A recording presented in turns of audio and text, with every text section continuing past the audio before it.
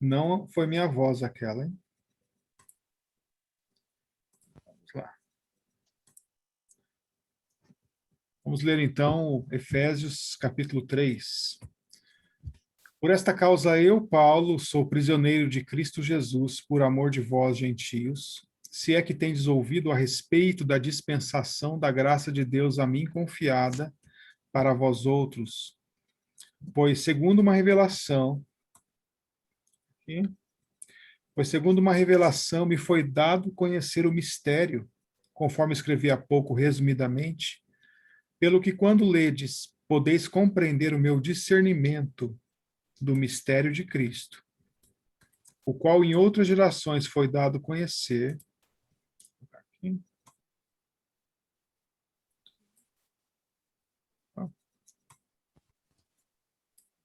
Tá.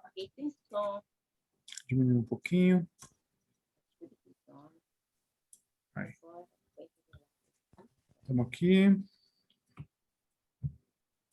O qual em outras gerações não foi dado a conhecer aos filhos dos homens, como agora foi revelado aos seus santos apóstolos e profetas no Espírito, a saber, que os gentios são co-herdeiros, membros do mesmo corpo e coparticipantes da promessa de Cristo Jesus por meio do Evangelho, do qual fui constituído ministro, conforme o dom da graça de Deus a mim concedida, segundo a força operante do seu poder. A mim, o menor de todos os santos, me foi dada esta graça de pregar aos gentios o evangelho das insondáveis riquezas de Deus e manifestar qual seja a dispensação do mistério, desde os séculos oculto em Deus, que criou todas as coisas, para que pela Igreja a multiforme sabedoria de Deus se torne conhecida agora nos principados e potestades nos lugares celestiais, segundo o eterno propósito que estabeleceu em Cristo Jesus nosso Senhor, pelo qual temos ousadia e acesso com confiança, mediante a fé nele. Portanto, vos peço que não desfaleçais nas minhas tribulações por vós, pois nisto está a vossa glória. Por esta causa me ponho de joelhos diante do Pai, de quem toma o nome toda a família, tanto no céu como na terra, para que, segundo a riqueza de sua glória, vos conceda que sejais fortalecidos com poder, mediante o seu Espírito no homem interior, e assim habite Cristo em vosso coração, pela fé, estando vós arraigados e alicerçados em amor, a fim de poderdes compreender com todos os santos qual a largura e o comprimento e a altura e a profundidade, e conhecer o amor de Cristo que excede todo o entendimento, para que sejais tomados de toda a plenitude de Deus. Ora, aquele que é poderoso para fazer infinitamente mais do que pedimos ou pensamos, conforme o seu poder que opera em nós. A ele seja a glória na igreja e em Cristo Jesus, por todas as gerações, para todo o sempre. Amém. Amém. Vamos orar? Senhor, como é bom, como é precioso estarmos na tua presença, para aprender da tua palavra, para compreender os ensinamentos que o Senhor nos traz através dela e poder fortalecer os nossos corações no Senhor, compreendendo mais um pouco da nossa essência, de quem nós somos de fato na presença do Senhor. Nós pedimos sua bênção para esse estudo, nos fortaleça, nos edifique, pedimos em nome de Jesus. Amém. Ok. Aqui nós temos então o texto de Efésios 3. Ele é um texto grande, mas ele aborda uma questão básica. E no texto passado, no final de Efésios 2, de 11 a 21, nós vimos que nós não somos cidadãos de segunda classe. Nós não somos nem 1 milímetro menores do que o povo judaico, né, do que o judeu. E, na verdade, Deus nos coloca até acima na presente dispensação do povo judeu, porque se alguém quiser se aproximar de Deus, mesmo sendo judeu hoje, ele deve fazê-lo mediante a igreja, né? com a igreja, na verdade, ou através da igreja. Então, aqui a gente vai ver um pouco sobre essa questão tema hoje seria o mistério oculto que foi revelado. É sobre isso que Paulo vai falar. Vai falar sobre o mistério oculto que foi revelado. Eu estou usando uma figura de linguagem, um pleonasmo, né, para falar um pouco sobre isso, que na verdade hoje tem bastante gente, eu vou abrir um pouco mais aqui, vamos ver se cabe todo mundo. Vai cabendo todo mundo aí. Qual que é a questão? Mistério oculto. Isso é um pleonasmo, né? Uma redundância. Se é mistério, é oculto, né? Boa noite. Boa noite. Matando a saudade do seu Jorge. Tudo bem? Isso aí, A gente está aqui no comecinho de Efésios 3, seu Jorge. Tá bom. Ainda Nilson também, tudo bem, Nilson? A Cíntia também está lá. Opa, boa noite. Boa noite. Bem-vindo aí. Nós estamos falando sobre o mistério. Havia um mistério no Antigo Testamento e, de fato, era um mistério que ele não foi, talvez, tão claramente revelado, mas havia vários indícios, né? Como todo bom filme, ele vai dando indicações do que Deus realmente vai fazer no futuro, mencionando várias vezes os gentios, tal, mas você não encontra a palavra igreja como no Novo Testamento, lá no Antigo Testamento. Não existe uma promessa que vai haver uma igreja no futuro. O que existe, a promessa, é que o Messias vai vir. Isso aí, se você furar o Antigo Testamento, de cabo a rabo, ele vai falar sobre o Messias. Mas sobre uma nova era, uma nova época em que Deus iria trabalhar então com os gentios e inclusive os judeus teriam que se submeter a isso se quisessem ter contato com o próprio Deus, né? Isso estava oculto. Não era algo tão claro para o judeu e inclusive não era claro, tanto que não era claro que os judeus eles ficam muito relutantes quando tem que entrar na casa de algum gentio, mesmo quando Paulo está com Pedro lá com os cristãos, Pedro está comendo com todo mundo ali, de repente chegam os judeus, Pedro já vai para o lado com vergonha, né, de estar com os gentios. Então há essa vergonha, essa apreensão de estar com os gentios. E esse mistério que Paulo fala que trouxe é a ideia, então, de que Deus agora está trabalhando com a igreja, não é mais com o povo de Israel. É isso que ele está falando. Na presente dispensação, a obra de Deus é através da igreja. Vamos então para o texto.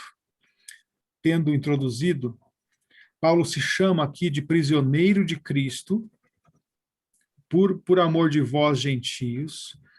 E a ideia que a gente tem aqui é que Paulo ele não conseguiria fazer outra coisa da vida, ele está preso a esse apostolado, a ser um missionário, né? Ele não consegue se desvencilhar disso de forma alguma, e ele quer ser um missionário, ele quer fazer a obra de Deus, mas isso ao mesmo tempo que é um prazer, é um fardo, é o fardo que Deus colocou sobre ele. E na verdade, Deus o escolheu, como a gente vê lá em Gálatas, né, no testemunho dele, Deus o escolhe desde o seu nascimento para aquilo, para ser o apóstolo de Deus aos gentios. Então, esse é o fardo que ele carrega.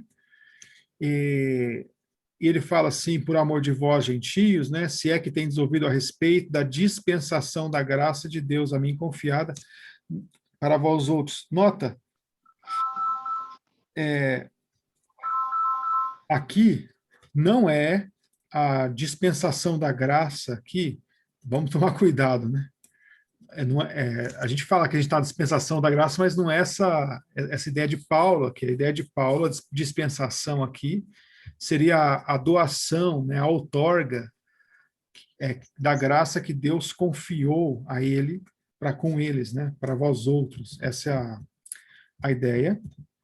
E ele vai falar, então, do essencial aqui para a gente, ou seja, o que pegou ele. Ele fala, pois segundo uma revelação me foi dado conhecer o mistério. Tá. A ideia que a gente tem é que essas questões que Paulo falou agora há pouco, sobre digamos que Cristo já está sentado lá nos lugares celestiais, de que Deus então nos chamou por sua graça, de que Deus nos escolheu nele, em Cristo. Essas questões todas que foram colocadas,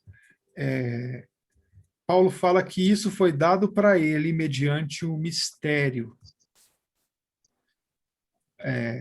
Mediante uma revelação. Então, o que foi dado para Paulo, realmente Deus, assim como Deus levou ele até o terceiro céu, né, até fez ele ver aquelas coisas maravilhosas, Deus também revelou para ele algo. É algo que não está escrito na Bíblia, mas traz consigo, é coerente com o texto bíblico e traz consigo o selo do apostolado de Paulo, para ele falar isso. Pensa só se eu falasse isso para vocês, que Deus me fez conhecer um mistério através de uma revelação, né? Vocês iam me apedrejar, talvez, né? Que bom que tem internet hoje. Mas Paulo fala isso. Ele fala que foi dado conhecer para ele esse mistério mediante uma revelação, e esse mistério seja qual? Opa! Tá aqui. Vou fechar isso. Tá. Qual é esse mistério? Vamos lá.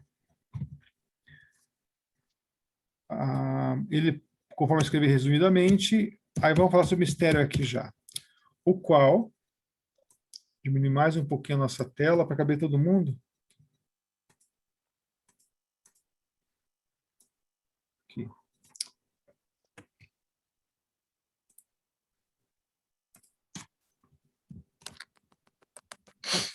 O qual, em outras gerações, não foi dado a conhecer aos filhos dos homens, como agora foi revelado aos seus santos apóstolos e profetas no Espírito.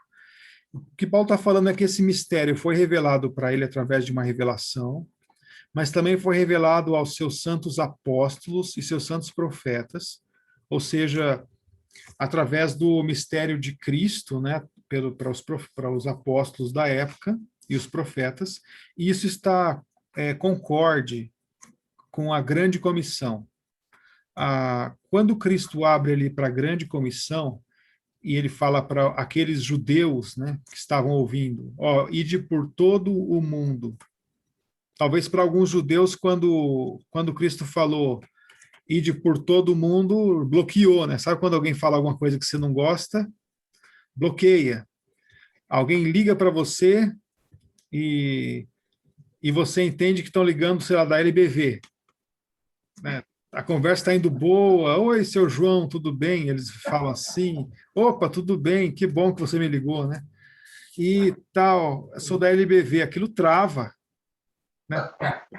Aí você já desliga ali o telefone, já agradece. Então, para alguns judeus, quando Cristo fala ide por todo o mundo e o resto eles não viram mais nada, certo?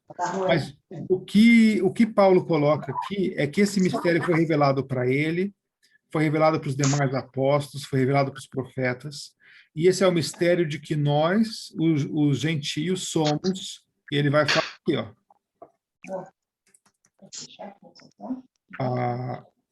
O mistério é que os gentios são co-herdeiros. Gente, essa frasezinha aqui, ó, ela tem uma preciosidade, porque a gente vai encontrar essa frase no Novo Testamento: os gentios são co-herdeiros, ou seja, vão herdar igualzinho, herdar juntos, tá? Eles são membros do mesmo corpo, e eles são coparticipantes, participam igualmente da promessa em Cristo Jesus por meio do Evangelho. Então, esse é o mistério. Qual que é o mistério?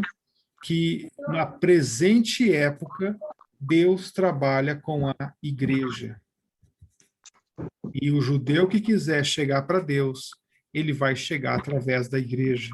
Esse é o grande mistério, né? Qual que é? Saber que os gentios são cordeiros, membros do mesmo corpo, coparticipantes da promessa em Cristo Jesus por meio do Evangelho, do qual foi constituído ministro.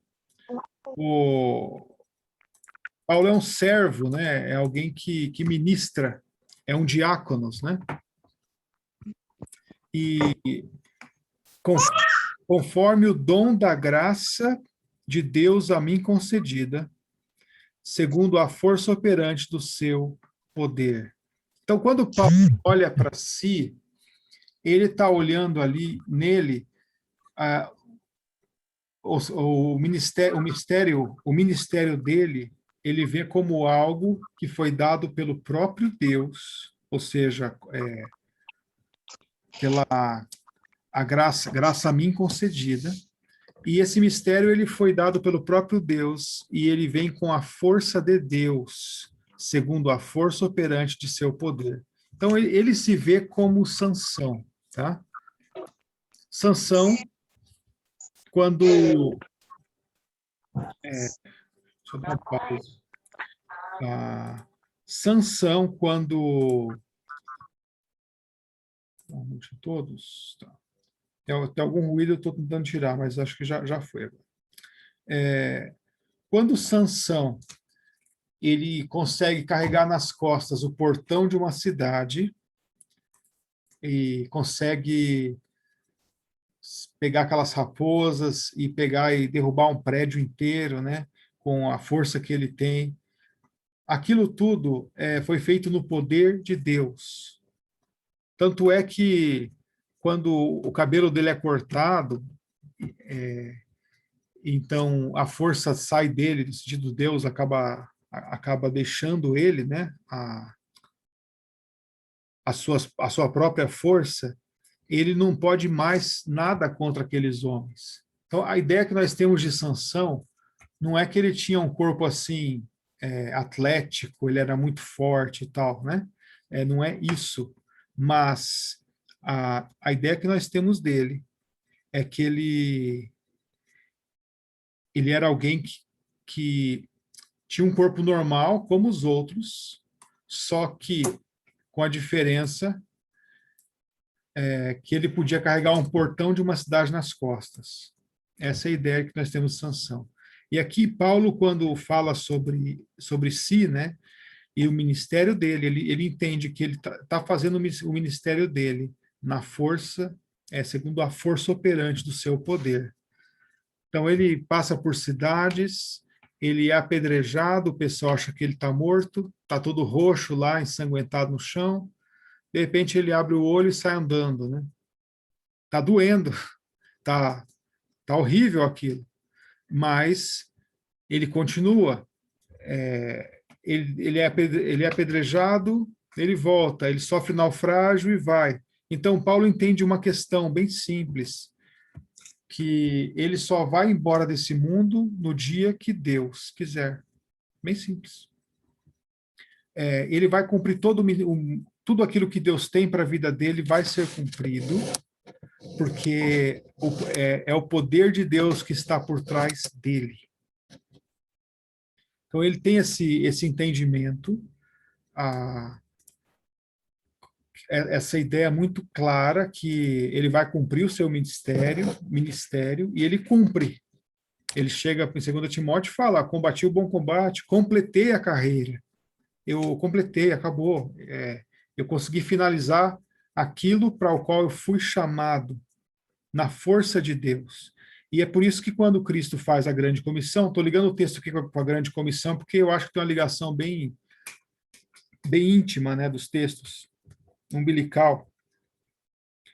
Porque Cristo fala na grande comissão também, a primeira palavra que ele vai dizer para os apóstolos, né, para os discípulos, é: toda autoridade, todo poder me foi dado no céu e na terra.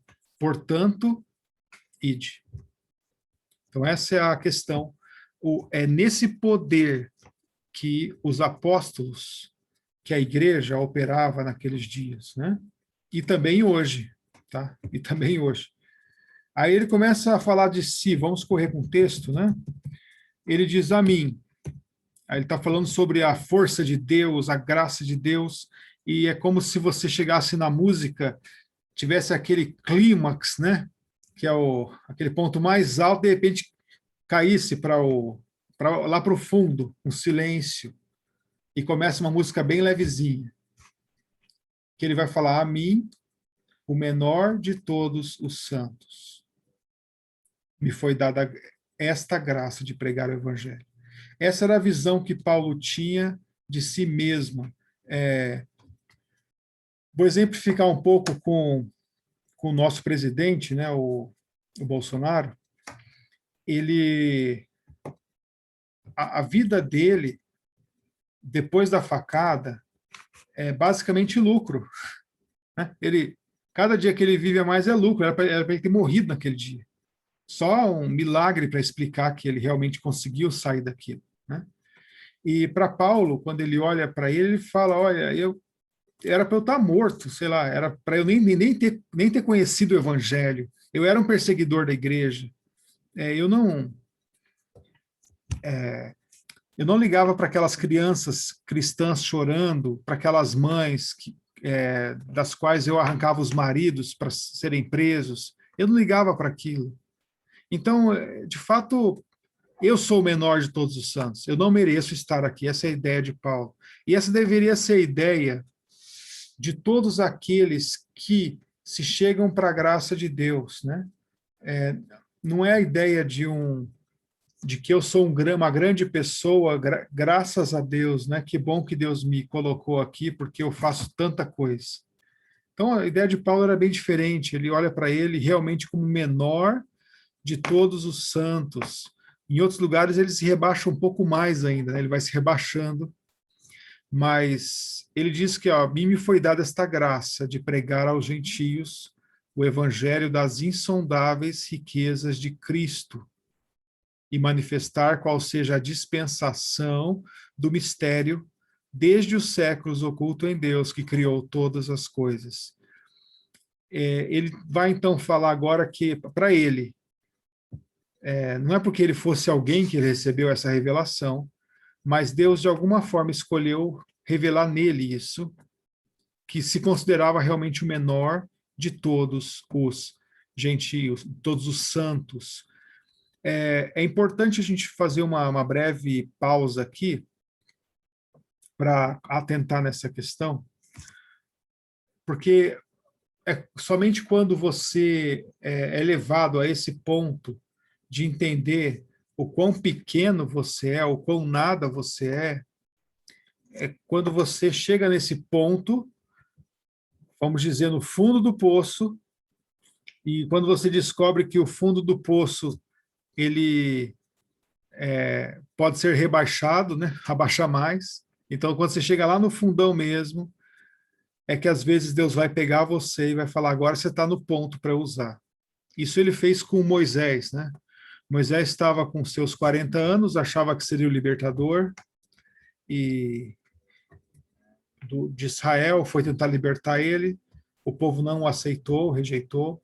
Aí Deus fez Moisés passar 40 anos no deserto para chegar no ponto dele chamar de novo Moisés para libertar o povo, e Moisés fala: não, manda outro. Talvez se Deus tivesse ido lá com 39 anos, né, Moisés teria falado: ah, que bom, o senhor demorou, mas veio. Eu sabia que o senhor ia vir, né? Eu sabia que não seria em vão todo esse meu tempo aqui. Mas Deus sabia o tempo, era 40 anos que ele precisava ficar lá. Aí você imagina o ego de alguém para Deus precisar trabalhar com ele 40 anos, né? No deserto, para ele chegar nesse ponto. E a ideia de Deus ter deixado Paulo, lembra que todas as coisas vêm da providência de Deus. Deus permitiu que Paulo perseguisse a igreja de Deus e pegasse pessoas. E quando Estevão estava sendo morto, as pessoas colocavam as capas ali para Estevão. Estevão era o responsável, o Paulo era basicamente responsável pela morte de Estevão e por muitos outros cristãos. Então ele precisou chegar nesse ponto lastimável para entender com todas as cores, né, a graça de Deus. Entendendo que a graça de Deus não foi dada para um carinha legal, né, mas para o pior deles. E essa ideia, então, de ser o menor de todos os santos. E foi dado para ele a graça de pregar aos gentios as insondáveis riquezas de Cristo, né? E é sobre isso que ele fala nas suas epístolas. O quão rico é Cristo. Cristo é tudo. Todas as coisas foram feitas por ele, todas as coisas foram feitas para ele. Diante dele, todo joelho vai se dobrar e assim por diante, né? Esse é o mistério, então, que Deus, o Deus oculto em Deus que criou todas as coisas, e ele vai continuar falando, para que pela igreja a multiforme sabedoria de Deus se torne conhecida agora dos principados e potestades nos lugares celestiais, segundo o eterno propósito que estabeleceu em Cristo Jesus, nosso Senhor. Vamos para o final para depois ir para o começo, né? Deus, quando criou os céus e a terra, ele tinha uma coisa em mente. A coisa principal que ele tinha em mente era o Senhor Jesus Cristo. E talvez a segunda coisa que ele tinha em mente fosse a igreja. Tá? Estava oculto lá. Deus, quando criou todas as coisas, já pensou nisso. Quando fala sobre o endurecimento vindo em parte a Israel, para que eles rejeitassem o Messias e o crucificassem, isso estava no propósito de Deus de lidar com os gentios. Tá?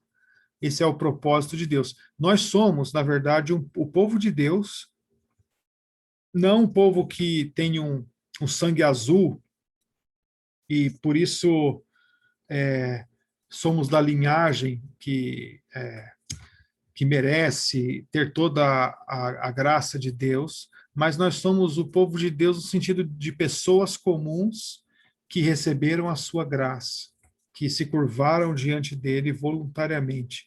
Essa é a ideia de nós sermos o povo de Deus.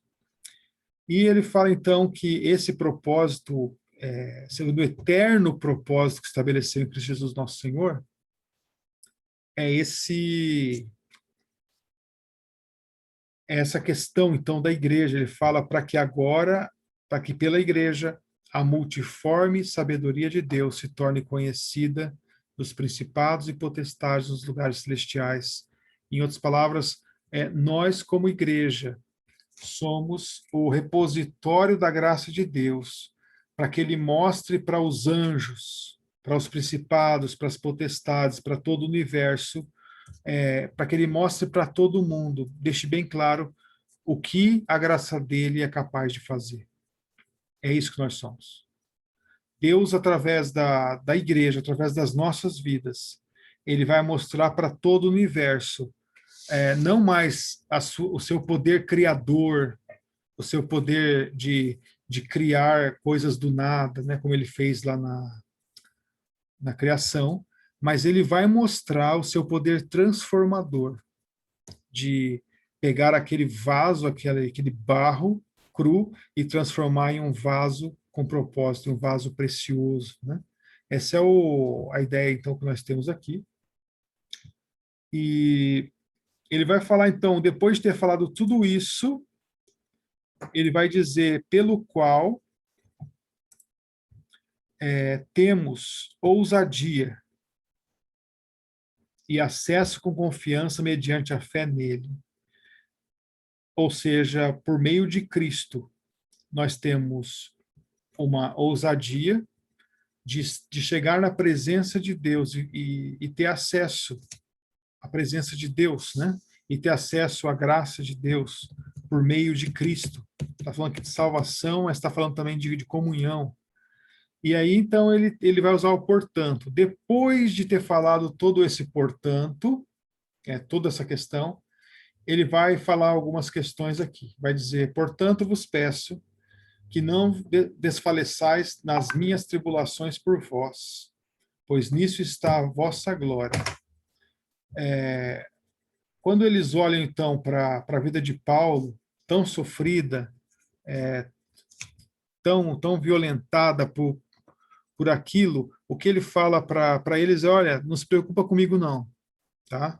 Não vos desfaleçais por causa das minhas tribulações por vós. Olha que coisa grande da qual nós participamos, né? Pois nisso está a vossa glória. Por esta causa me ponho de joelhos diante do Pai, de quem toma o nome toda a família, tanto no céu como da terra. Ou seja, quando ele fala aqui do Pai, está ligando mais ou menos a ideia do Criador, que é a ideia de quem a qual todos nós somos ligados, né? Essa é a ideia de quem toma o nome toda a família, tanto no céu como na terra. Os próprios anjos, dessa forma, são chamados de filhos de Deus no Antigo Testamento, porque foram criados por Deus, né? E aí ele fala, para que, segundo a riqueza da sua glória, vos conceda que sejais fortalecidos com poder, mediante o espírito do homem interior. Olha só que coisa impressionante, né? Ele vai colocar aqui para a gente a ideia da fortaleza que Deus nos dá, para que, segundo a riqueza da sua glória, sejais fortalecidos com poder.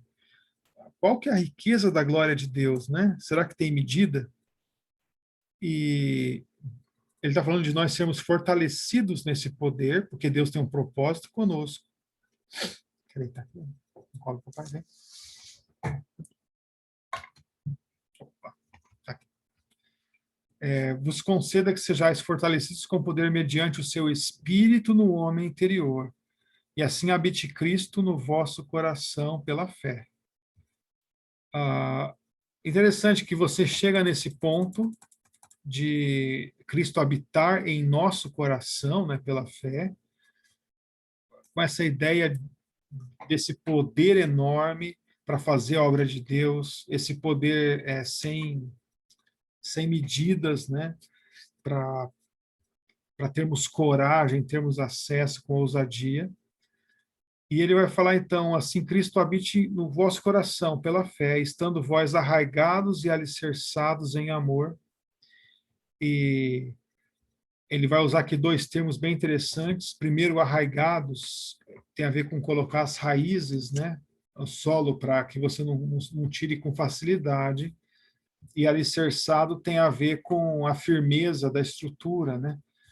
E a ideia de nós estarmos arraigados e alicerçados em amor, a fim de poder descompreender. Eu imaginaria, depois dele ter falado tudo isso, eu imaginaria que ele diria a fim de fazermos alguma coisa. Mas ele vai falar sobre a ideia de compreensão. Olha que interessante. A fim de poder compreender com todos os santos. O quê? Qual a largura, o comprimento, a altura e a profundidade, e conhecer o amor de Cristo, que excede todo o entendimento. Então, toda essa fortaleza que Deus nos traz, toda esse alicerce, esse arraigar no amor e tudo, serve para nós podermos compreender. E ele vai falar sobre elementos de dimensão, não é?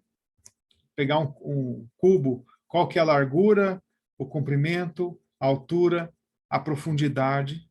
Ele usa, inclusive, a ideia de profundidade aqui, que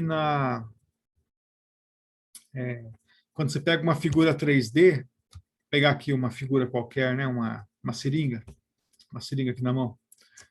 Essa seringa ela vai ter, então, a altura, né, estou aqui do lado, o comprimento, quer dizer, a largura, o comprimento, aqui. Agora, a profundidade, a ideia de profundidade num elemento 3D já não tem muito. Seria para baixo, né? Como se fosse descendo um pouco mais assim. Você tem algo no plano, está descrevendo aqui a altura, tal, o comprimento, a largura, mas também isso vai para baixo. Então, é para a ideia de nós compreendermos de todas as dimensões o amor de Cristo. Quando a gente pensa no amor de Cristo, alguma coisa muito forte vem à nossa cabeça, como um pai entregando o seu filho para ser morto por pessoas ruins, vamos dizer, como Deus enviando o seu filho amado para vir ao mundo. Mas a ideia é que isso vai muito além, embora não podemos diminuir o sofrimento de Cristo e tudo que ele sofreu em nosso lugar, mas para que possamos compreender tudo que Cristo fez por nós, Paulo então fala, eu me coloco de joelhos para isso, para que vocês possam ser fortalecidos, para chegar ao ponto de compreender isso. Ou seja, não é algo fácil, não é algo trivial. E aí, então, para que sejais tomados de toda a plenitude de Deus. Presta atenção nisso. A plenitude de Deus, ela vem através do conhecimento pleno dele. Então, a plenitude, ela não antecede o conhecimento, ela é depois do conhecimento. Eu ser cheio de Deus, cheio da virtude de Deus e tudo mais, é algo que segue o conhecimento dele, que vem depois. Por isso é importante que o conheçamos, né, para o conhecer, e continuemos a conhecê-lo, porque é nesse conhecimento que a gente vai ter a firmeza para a vida cristã. Para que sejais tomados de toda a plenitude de Deus. E aí, então, ele vai chegar no final e vai dizer, ora, aquele que é poderoso para fazer infinitamente mais do que tudo que pedimos, quanto pedimos ou pensamos, conforme o seu poder que opera em nós. A ele seja a glória, na igreja, em Cristo Jesus, por todas as gerações, para todo o sempre. Amém. Esse é a ideia, então, do final, como se fosse um cântico, né, de que Paulo está escrevendo. Nem parece uma carta, né, parece mais uma poesia, mas ele vai dizer para nós que o Deus que pode fazer infinitamente mais do que tudo quanto pedimos ou pensamos. Por que isso? Porque na presente dispensação, na presente época, Deus está trabalhando com a igreja, Deus está trabalhando comigo e contigo. Essa é a ideia no seio, no contexto de igreja.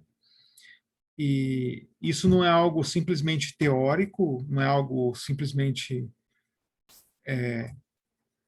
ideológico, mas a gente está falando aqui da realidade do reino de Deus.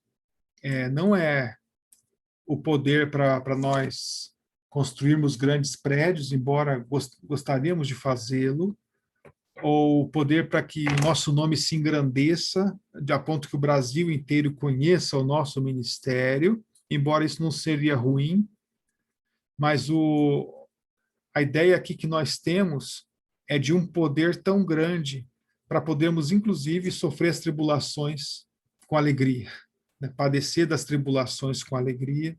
É um poder tão grande para podermos, assim como Paulo, pregar o evangelho das insondáveis riquezas de Deus. Nós não somos cidadãos de segunda classe, E a obra que Deus tem para fazer aqui na terra hoje, ele vai fazer através de nós. Por isso que ele nos reveste do seu poder, que vem primeiramente na forma de conhecimento, de conhecermos toda a grandeza dele, né? Toda a riqueza dele. Esse é o nosso texto de Efésios 3, tá? Vou parar de transmitir ali e vou parar